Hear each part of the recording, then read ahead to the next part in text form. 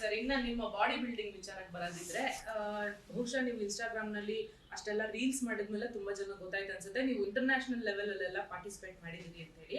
So ವೀಕ್ಷಕರಿಗೆ ಹೇಳ್ಬೋದಾ sir, ಅಂದ್ರೆ ಯಾವೆಲ್ಲ ಸ್ಟೇಜ್ ಅಲ್ಲಿ ನೀವು ಕಾಣಿಸ್ಕೊಂಡ್ರಿ, ಎಲ್ಲೆಲ್ಲ ನೀವು ಮೆಡಲ್ ಮಾಡಿದಿರಿ ಅಂತ ಹೇಳಿ?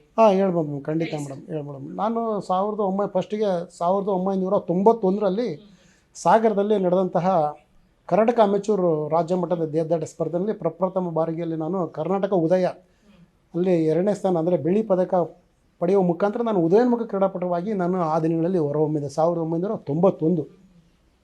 ಸೊ ಆಮೇಲೆ ನಂತರ 1992ರಲ್ಲಿ ನಮ್ಮ ಬೆಂಗಳೂರು ಎಡಿಯ ರಂಗಮಂದಿರದಲ್ಲಿ ನಡೆದಿತ್ತು. ಅಲ್ಲೂ ಕೂಡ ನಾನು ರಾಜ್ಯ ಮಟ್ಟ ದೇಹದಾಢ್ಯ ಸ್ಪರ್ಧೆಯಲ್ಲಿ ಮಾಡಿದೆ. ಮತ್ತು 92ನಲ್ಲಿ ಕೂಡ ನಾನು ಮತ್ತು ನಮ್ಮ ದಾವಣಗೆರೆ ಆಗಿರೋದ್ರಿಂದ ನಮ್ಮ ಶ್ರೀ ಬೀರೇಶ್ವರ ವ್ಯಾಯಾಮ ಶಾಲೆ ವತಿಯಿಂದ ಪವರ್ ಲಿಫ್ಟಿಂಗ್ ಕೂಡ ನಾನು ಭಾಗವಹಿಸಿದೆ 1992. ಮತ್ತು 93ರಲ್ಲಿ ನಾನು ಡಿಗ್ರಿಗೆ ಬಂದೆ ನಾನು. ಆಗ ನಮ್ಮ ಕಾಲೇಜು ಇದರಿಂದ ಅಂದರೆ ಅಂತರ್ ಕಾಲೇಜು ವಿಭಾಗದ ದೇಹದಾಢ್ಯ ಸ್ಪರ್ಧೆಯಲ್ಲಿ ನಾನು ಶ್ರೀ ಕುವೆಂಪು ವಿಶ್ವವಿದ್ಯಾನಿಲಯ ಟೈಟಲ್ ಮಾಡಿದೆ 1993. ನಂತರ ಅದೇ ವರ್ಷ ನಾನು ಅಖಿಲ ಭಾರತ ಆಲ್ ಇಂಡಿಯಾ ವಿಶ್ವವಿದ್ಯಾನಿಲಯ ದೇಹದಾಢ್ಯ ಸ್ಪರ್ಧೆ ಮೇಡಮ್ ನಾನು ಇಂಟರ್ನ್ಯಾಷನಲ್ 2004ರಲ್ಲಿ ಮಾಡಿದೆ ಮೇಡಮ್.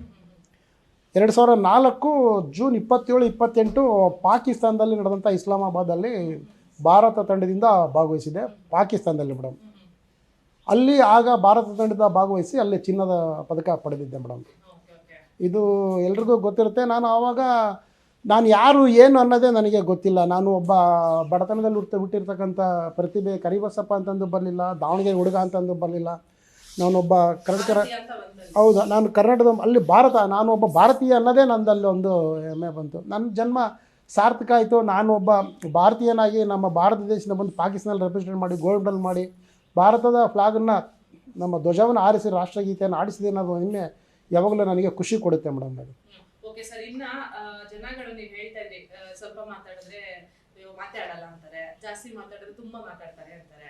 ಹಂಗೆ ಇನ್ಸ್ಟಾಗ್ರಾಮ್ ನಲ್ಲೂ ಒಂಥರ ಹೆಂಗಂದ್ರೆ ಕಮೆಂಟ್ಸ್ ಎಲ್ಲ ಬರ್ತಾ ಇರುತ್ತೆ, ಇವ್ರೇನ್ ರಸ್ತೆ ಡ್ಯಾನ್ಸ್ ಮಾಡ್ತಾರೆ, ಇವ್ರೇನ್ ಹಿಂಗ್ ಮಾಡ್ತಾರೆ, ಇಂಟರ್ನ್ಯಾಷನಲ್ ಬಾಡಿ ಬಿಲ್ಡರ್ ಅಂತಾರೆ, ಹಿಂಗ್ ಯಾಕೆ ಮಾಡ್ತಾರೆ, ಈ ತರದನ್ನೆಲ್ಲ ಹೇಗೆ ರಿಸೀವ್ ಮಾಡ್ಕೊತೀರಾ ಸರ್ ಮೇಡಮ್? ಈಗ ಏನಾಗಿದೆ ಅಂದರೆ ನಾವು ಜನಗಳಿಗೆ ನಾವು ಏನಾದರೂ ಸಂಪಾದನೆ ಮಾಡಿದರೆ ಏನೂ ಕೊಡೋಕ್ಕಾಗಲ್ಲ ಮೇಡಮ್. ನಾವು ಏನಾದರೂ ಮಾಡಿ ಜನಗಳನ್ನ ಅವ್ರನ್ನ ಒಂದು ಖುಷಿ ಪಡಿಸ್ಬೇಕು ಮೇಡಮ್. ನಮ್ಮನ್ನ ಒಂದು ಡ್ಯಾನ್ಸ್ ನೋಡ್ಕೊಂಡು ಯಾರೆಲ್ಲ ಖುಷಿ ಪಟ್ಟಿದ್ದಾರೋ ಅಷ್ಟು ಜನಕ್ಕೂ ರೋಗ ನಿರೋಧಕ ಶಕ್ತಿ ಬಂದಿದೆ. ಸಾಕಷ್ಟು ಜನಗಳಿಗೆ BP ಶುಗರು ಕಮ್ಮಿ ಆಗಿದೆ ಮೇಡಮ್. ಯಾಕಂದರೆ ನಾನು ಫುಟ್ಬಾಲ್ ಮೇಲೆ ಮಾಡ್ತಕ್ಕಂಥ ಡ್ಯಾನ್ಸು ಎಷ್ಟೋ ಜನಗಳಿಗೆ BP ಶುಗರ್ ಕಮ್ಮಿ ಆಗಿದೆ. ಕೆಲವರು ಮಾತ್ರೆ ನುಂಗದೇನೆ ಕೆಲವರು ಬಿಟ್ಟಿದ್ದಾರೆ.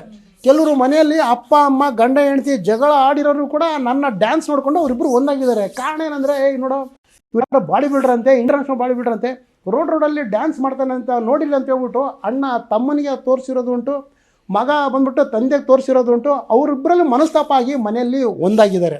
ಇನ್ನು ಕೆಲವರು ಬೆಳಗ್ಗೆನೇ ಮಾತ್ರೆಗಳು ನುಂಗೋದು ಅಥವಾ ಇನ್ಯಾವುದೋ ಆಗಿರೋರು ಇದನ್ನು ನೋಡಿ ಅವ್ರಿಗೆ ಗೊತ್ತಿಲ್ಲದೇ ಅವ್ರಿಗೆ ಕಾಯಿಲೆಗಳು ಕಮ್ಮಿ ಆಗಿದೆ, ಮಾತ್ರೆ ನುಂಗೋದು ಕೂಡ ಕಮ್ಮಿ ಆಗಿದೆ. ಯಾಕಂದರೆ ನಂದು ಡ್ಯಾನ್ಸು ಅವರಿಗೆ ಅಷ್ಟು ಖುಷಿ ಕೊಟ್ಟಿದೆ ಮೇಡಮ್.